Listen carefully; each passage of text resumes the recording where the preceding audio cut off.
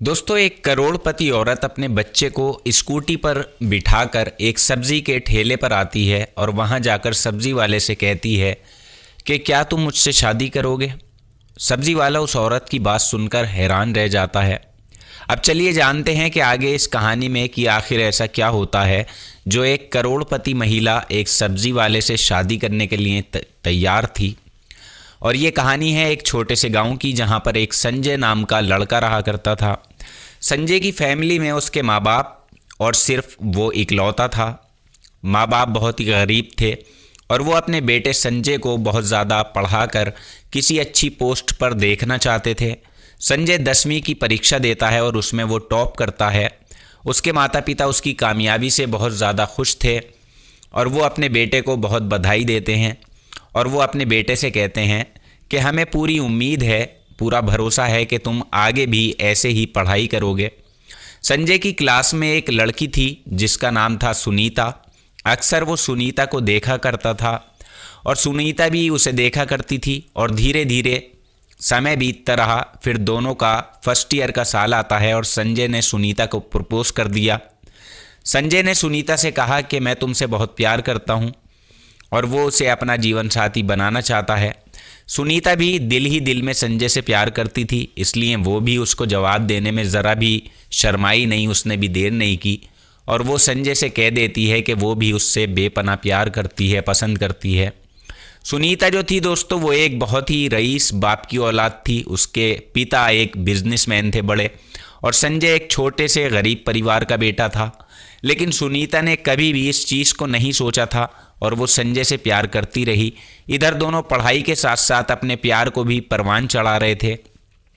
लेकिन तभी धीरे धीरे इंटर का साल आता है और संजय इंटर एग्ज़ाम में फ़ेल हो जाता है, क्योंकि वो अब पढ़ाई पर कम और सुनीता पर ज़्यादा ध्यान देने लगा था।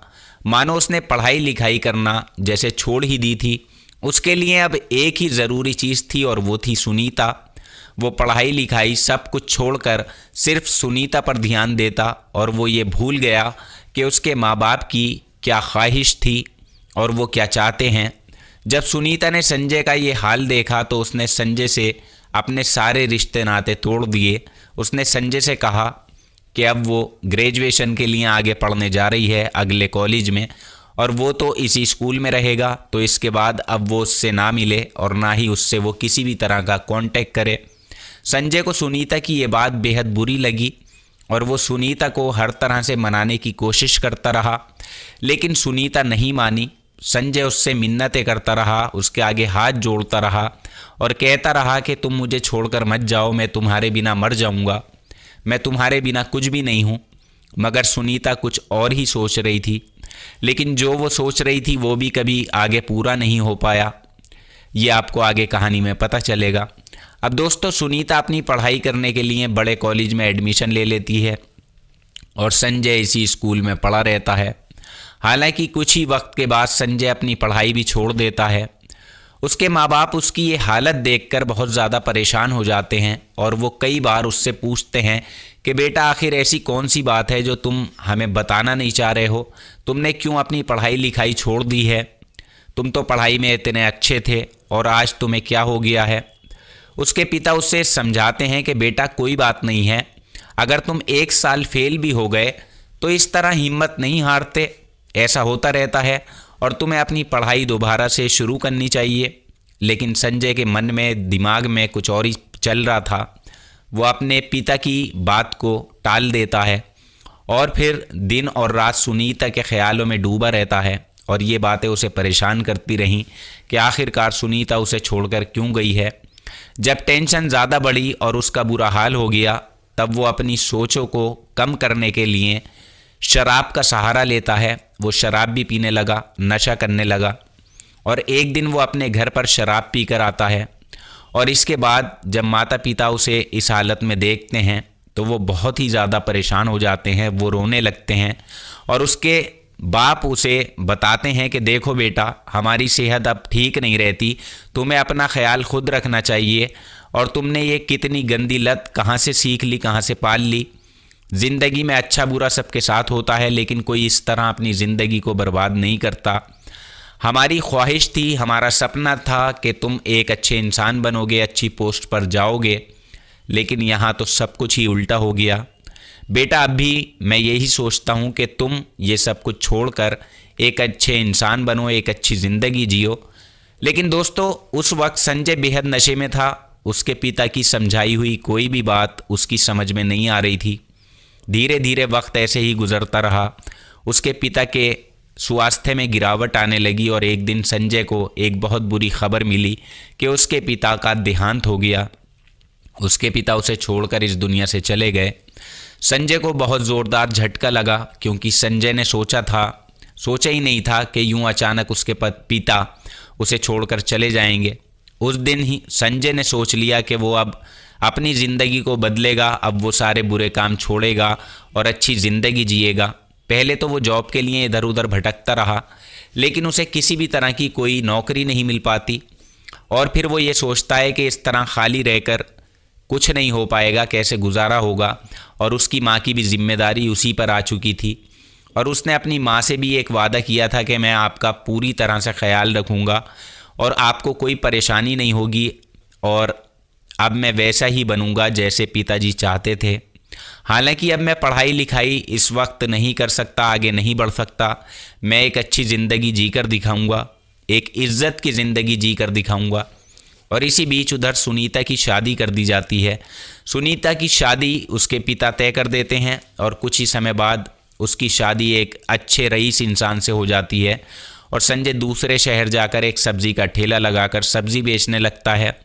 धीरे धीरे वक्त गुजरता है। एक दिन जब वो अपने काम पर से अपने घर जाता है तो एक बहुत बड़ा पहाड़ उस पर टूट पड़ता है और वो देखता है कि उसकी माँ भी अब इस दुनिया में नहीं रही। उसकी माँ भी उसे छोड़कर चली गई हैं। ये सब देखने के बाद वो बहुत रोता है, बिलखता है और बहुत ज़्यादा दुखी होता है। अब दोस्तों उसकी ज़िंदगी में कुछ नहीं था, उसके साथ कोई नहीं था, लेकिन वो पूरी ईमानदारी और इज्जत से फिर भी काम करता रहा, मेहनत करता रहा और अपना ठेला चलाया करता और सब्जियां बेचता। एक दिन अचानक से उसके आगे एक स्कूटी आकर रुकती है और उस स्कूटी पर एक बच्चा और एक खूबसूरत औरत थी। और औरत जैसे ही सब्ज़ी के भाव पूछती है, संजय उस औरत की तरफ देखता है और वो सोचने लगता है कि ये आवाज़ तो जानी पहचानी सी है। उस महिला ने हेलमेट पहना हुआ था, इसलिए वो उसे पहचान नहीं पाया, उसका चेहरा नहीं देख पाया कि उसके हेलमेट के पीछे वो महिला कौन है। जैसे ही वो महिला हेलमेट उतारती है तब वो फ़ौरन पहचान जाता है कि ये सुनीता है। और तभी सुनीता संजय को देखती है और वो उससे पूछती है कि तुम यहाँ कैसे और ये तुमने क्या हाल बना रखा है। संजय सुनीता से कहता है मेरा हाल तो ठीक है, क्यों मेरे हाल में तुम्हें क्या दिखाई दे रहा है, क्या बुराई है? मैं चोरी थोड़ी कर रहा हूँ, मेहनत से काम करता हूँ, पैसे कमाता हूँ, अपना गुजारा करता हूँ। खैर तुम अपनी बताओ, तुम कैसी हो? सुनीता कहती है मेरी मत पूछो, मैं तो बहुत अच्छी हूँ, लेकिन तुमने सब्ज़ी बेचने का काम शुरू कर दिया, आखिर ऐसा तुमने अपने साथ क्यों किया? तुम तो पढ़ाई लिखाई में इतने अच्छे थे, तुमने स्टार्टिंग से 10 तक इतने अच्छे मार्क्स लिए, तुम टॉप करते थे, फिर अचानक तुमने अपनी ज़िंदगी को क्यों बदला, क्यों बर्बाद किया, अपने साथ इतनी ज़्यादती क्यों की? तब संजय उसे जवाब देता है कि क्योंकि मैं तुमसे सच्चा प्यार करता था, इसलिए शायद मेरे साथ ये सब कुछ हुआ। सुनीता कहती है कि सच्चे प्यार का मतलब अपनी ज़िंदगी को बर्बाद करना नहीं होता। जब से मैं तुम्हारे साथ अटैच हुई थी, तुमने अपनी पढ़ाई लिखाई पर ध्यान देना कम कर दिया था, इसलिए मैंने तुम्हारे साथ को छोड़ दिया ताकि तुम एक अच्छी ज़िंदगी गुजार सको, पढ़ लिख कर काबिल बन सको, कुछ बड़ा करके दिखाओ। लेकिन यहाँ तो सब कुछ उल्टा ही हो गया।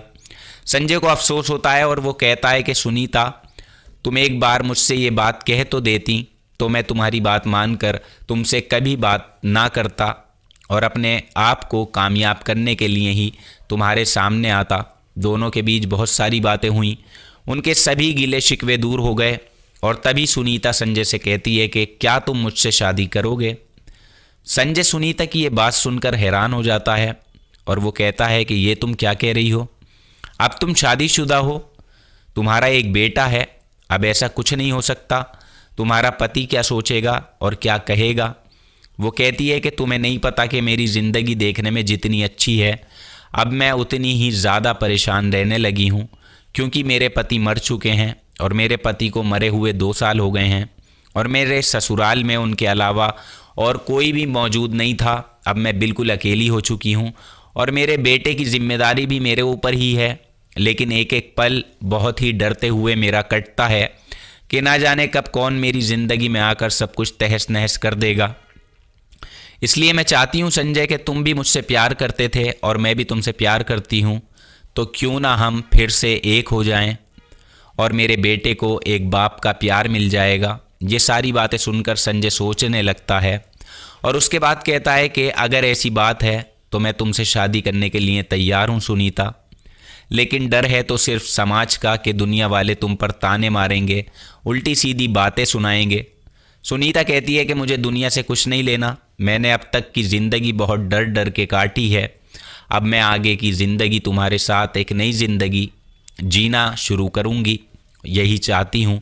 मेरे पति का लाखों का कारोबार है जिसे मैं अकेले नहीं संभाल पा रही हूँ, उसके लिए मुझे तुम्हारे साथ की ज़रूरत है। ये सारी बातें सुनने के बाद संजय पूरी तरह सुनीता से शादी करने के लिए तैयार हो जाता है और ये दोनों शादी कर लेते हैं और अब वो दोनों एक बहुत अच्छी ज़िंदगी जी रहे हैं और सुनीता को संजय अपने सगे बेटे से भी ज़्यादा प्यार दे रहा है। अब उसकी ज़िंदगी में कोई दुख और तकलीफ़ नहीं है। तो दोस्तों, ये थी एक सच्चे प्यार की कहानी जहाँ शुरू होती है जुदाई से और ख़त्म होती है एक मिलन पे। इस कहानी को लेकर आपकी जो राय हो नीचे कमेंट बॉक्स में आप लिख सकते हैं। और साथ ही दोस्तों, अगर आपके पास भी कोई सच्ची कहानी है तो आप मेरे साथ शेयर कर सकते हैं, चाहे वो इमोशनल कहानी हो, दुख भरी कहानी हो, पति पत्नी के रिश्ते की कहानी हो, तलाकशुदा पति की कहानी हो, पत्नी की कहानी हो, कैसी भी कहानी हो इमोशनल, आप मेरे साथ शेयर कर सकते हैं। नीचे आप कमेंट करिए, मैं आपसे कांटेक्ट करूंगा। और आप कहां से कहानी सुनते हैं, अपना नाम और अपने शहर का नाम लिखें ताकि आपके आने वाली वीडियो में आप सभी लोगों के नाम मैं ले सकूं। और आज के एपिसोड में इतना ही। कल आपसे फिर मुलाकात होगी किसी नई सच्ची कहानी में। तब तक आप अपना ख्याल रखें, अपनों का ख्याल रखें। जय हिंद।